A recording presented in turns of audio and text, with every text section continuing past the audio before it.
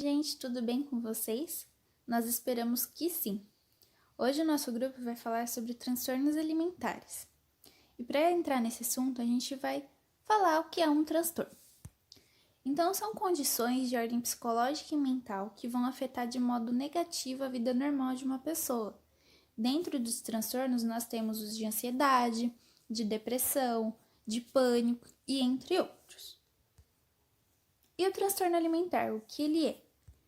Ele é um transtorno mental que apresenta quadros psíquicos onde afetam a capacidade nutritiva de uma pessoa. São patologias escritas pela CID-10 e a OMS. Entre elas, nós podemos encontrar a anorexia, a bulimia, transtornos alimentares periódicos, vigorexia e druncorexia.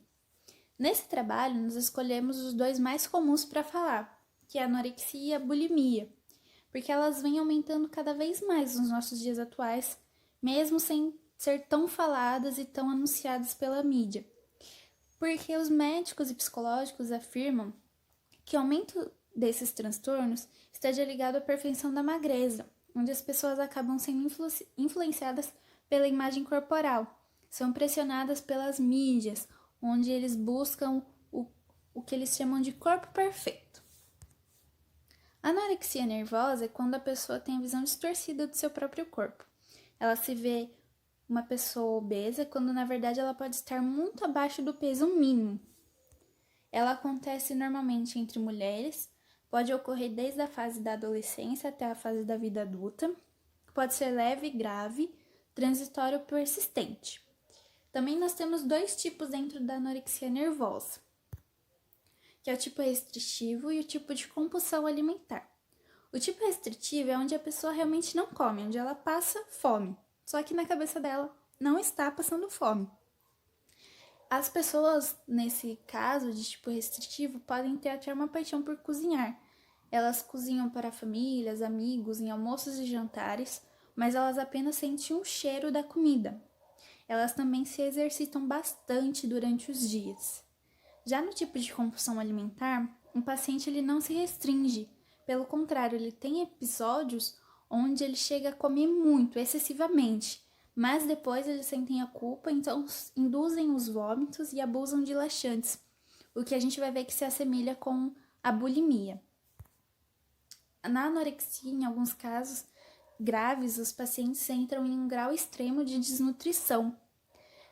Dentro das pesquisas de transtornos alimentares, mostram que a anorexia nervosa é com maior índice de morte, que varia de 15% a 20%, pois as pessoas ficam muito depressivas e isoladas. A CID-10 classifica quando a pessoa tem anorexia, quando ela apresenta um MC inferior ou igual a 17,5 kg. Na anorexia nervosa, eu vou falar os 3 tipos de complicações que podem estar ocorrendo. É a falta de conhecimento, taxa de mortalidade e a negação. Na anorexia nervosa, tem um grupo de risco maior, a desenvolver essa doença, como bailarinas, atletas olímpicos e modelos de passarela. Eu vou falar para vocês um dos fatores, que favorecem o aparecimento dessa doença. No caso, são a pressão psicológica de familiares ou até mesmo amigos, o conceito atual de moda, que determina a magreza absoluta como padrão de beleza, que no caso, hoje em dia, muitas pessoas se preocupam em estar na moda com o corpo magro, do que estar com a saúde em dia. Vou estar falando para vocês também, aqui no meu slide, que tem 2 casos que ocorreu, são casos reais. Um deles que teve 2 gêmeas que fizeram um pacto, Antigamente, elas tinham 11 anos, foi bem na adolescência delas, elas fizeram um pacto de fome. Elas queriam emagrecer muito mais do que elas podiam. E nisso tudo, elas ficaram a maior parte da vida delas em clínicas hospitalares e até hoje elas sofrem com esse distúrbio. E aí tem um outro caso também, que é da Rebeca. A Rebeca, ela sofreu de anorexia a maior parte da sua vida, E aí o que acontece? A mãe dela, ela utilizava as mesmas roupas, ela acompanhou o ritmo de vida da filha E ela usava as mesmas roupas que a filha usava, que eram de 7 a 8 anos, né? Ela tinha o corpo de uma criança. Que no caso, ela se achava. Ela se via no orgulho de dizer que ela estava magra demais. Só que mal sabia que aquilo causava um transtorno muito grande na vida dela, né? Ela tinha muito. Ela tinha essa doença, esse transtorno, e ela não reconhecia. Ela achava que por ela estar magra, ela estava com a saúde em dia. A gente vai falar de um outro transtorno muito importante também, que é a bulimia nervosa. A bulimia nervosa, a maior parte dos pacientes, eles têm um peso normal, né? E a outra parte, eles têm um sobrepeso ou obesidade, que é a palavra mais conhecida. Eles ficam preocupados, né, com o peso, e isso levam na tentativa de tentarem perder o peso, ficarem com um peso menor, né? Aí eles se olham no espelho com excesso de peso, quando na verdade eles estão com peso abaixo, né, do ideal. Da mesma forma que a anorexia, a bulimia também ocorre principalmente com as mulheres pela preocupação maior com o corpo, né? Já os homens normalmente não são tão preocupados com isso. E um dado bem triste é que anualmente aproximadamente 1 em cada 100 mulheres jovens apresenta a bulimia nervosa. As mulheres que sofrem desse transtorno normalmente têm um corpo muito bonito, um corpo escultural, e criam uma rotina de cuidados e dietas com ele, né? Em algum momento, elas acabam comendo de uma forma descontrolada, por algum motivo, algo que está passando, elas começam a comer sem parar, e aí depois que elas comem vem o sentimento da culpa por ter saído de sua dieta. Até uma novela que era da minha época de criança que eu assisti, gostava muito, que era Rebeldes, o brasileiro, uma das integrantes, ela tinha, né, a bulimia nervosa e mostrava bem assim a doença, né, porque ela tinha um corpo muito bonito, mas ela sofria dessa doença, então ela se via muito gorda e ela estava sempre fazendo dieta, estava sempre correndo, ela corria todos os dias, e aí acontecia alguma coisa, ela comia descontroladamente, e aí ela provocava as crises de vômito, ficava sem comer, né, durante muito tempo para poder, pelo sentimento de culpa, né, por ter comido exageradamente. Essa é uma imagem que representa, né, o ciclo da pessoa que tem a bulimia, que ela come descontroladamente ou come algo que não deveria, que não é da sua dieta, e aí tem as crises de vômitos. Assim como a anorexia, a bulimia também afeta principalmente os bailarinos, atletas e modelos, né? São as pessoas que normalmente têm essa doença pela pressão, né? Dessas pessoas em ter aquele corpo sempre magro e tudo mais. O tratamento da bulimia nervosa exige acompanhamento de psicólogos e médicos, né? Assim como da anorexia. Inclui também terapia cognitivo-comportamental, psicoterapia interpessoal e farmacoterapia.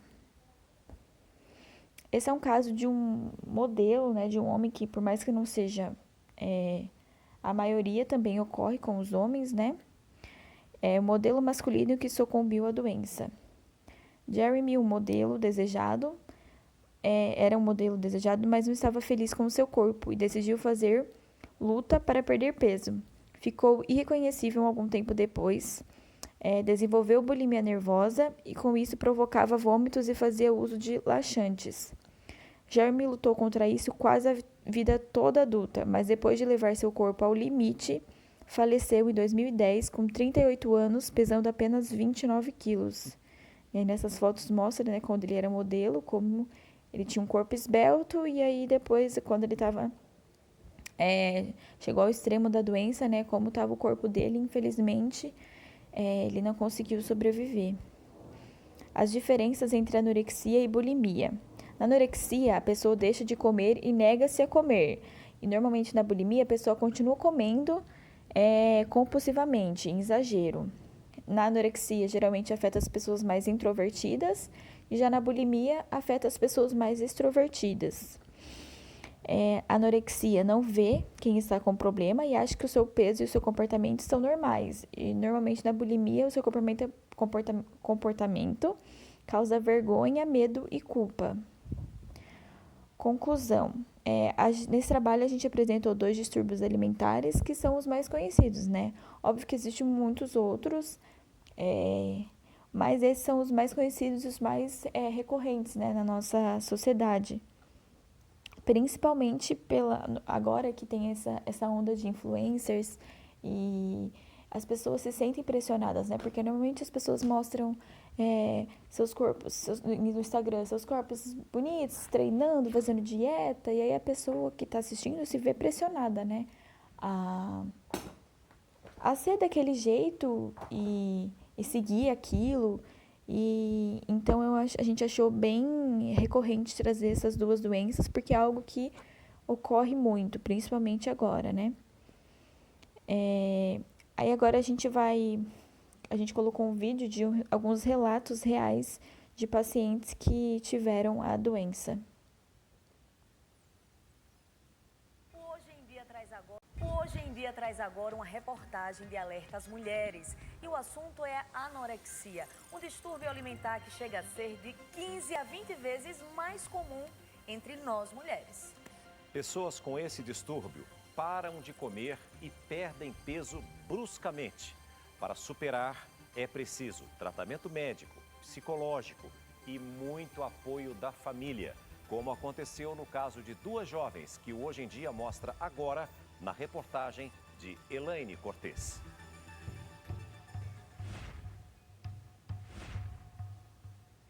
Medo, angústia, dor, solidão, perda de controle. Eu não tinha nenhuma consciência.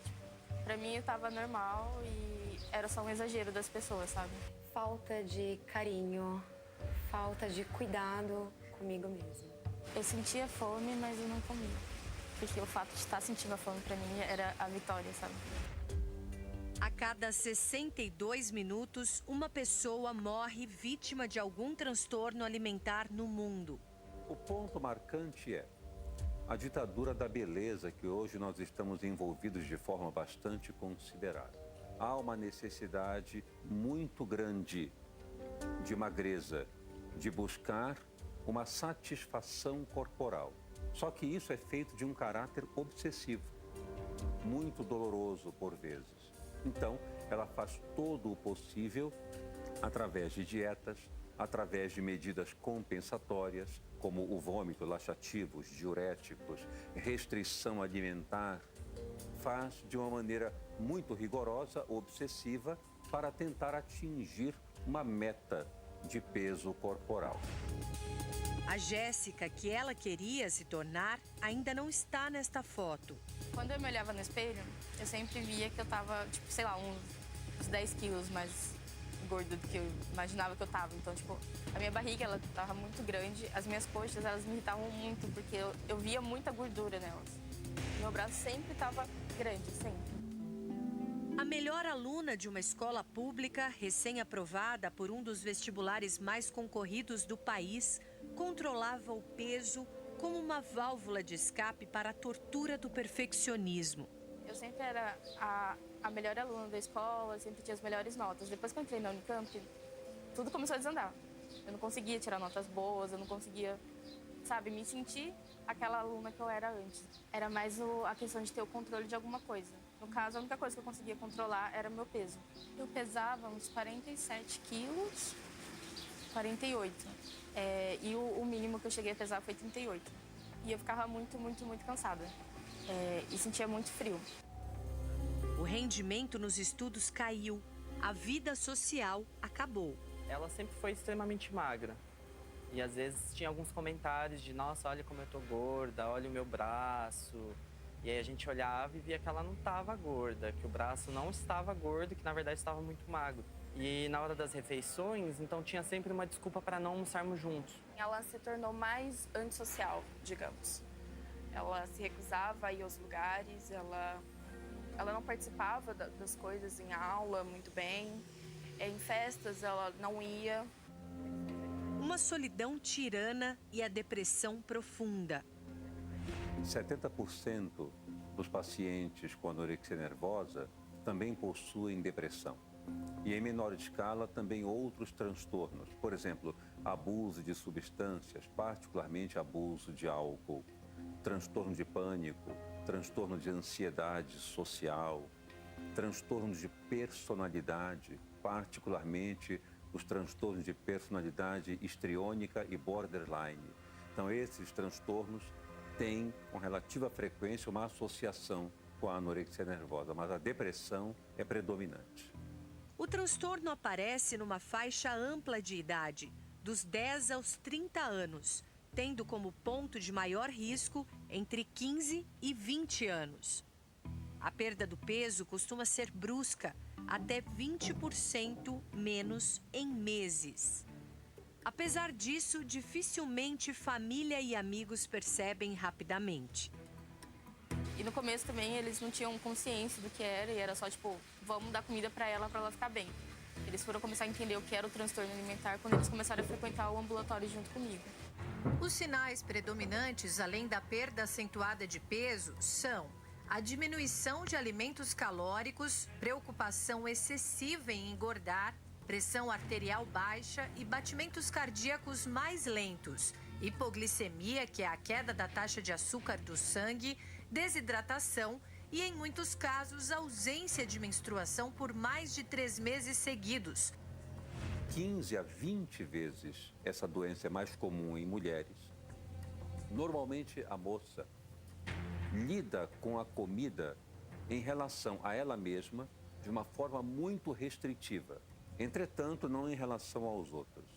É muito comum a pessoa com anorexia nervosa preparar lautos jantares para a família.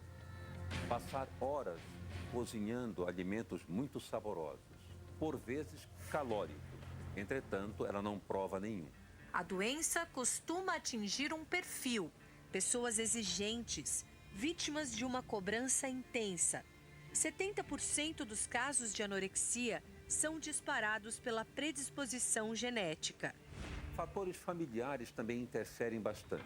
O desenvolvimento infantil, por exemplo, ligado a mães muito críticas, pais muito austeros, que exigem demais, que cobram excessivamente uma performance muito exagerada, muito delicada daquela criança. Isso pode favorecer depois um fenômeno de transtorno alimentar, como uma autopunição, tentar expelir aquele nível de exigência, de cobrança a que ela foi submetida. A dinâmica é sempre de compulsão e purgação, culpa e autopunição.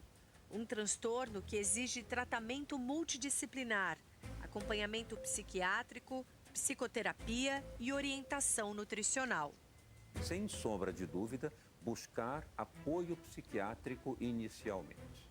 Porque outras manifestações também serão percebidas, como humor deprimido, perda de concentração, sentimentos de desamparo, de menosvalia, que são sintomas depressivos. A pessoa se isola. Acho que você precisa se agarrar a alguma coisa que você acredita, que você quer muito. Tipo, eu me agarrei muito no que eu gosto, que é a pedagogia e que é ajudar as pessoas. E isso foi mais forte que a doença. Então, eu acho que sempre pensar em algo que te faz querer continuar vivendo.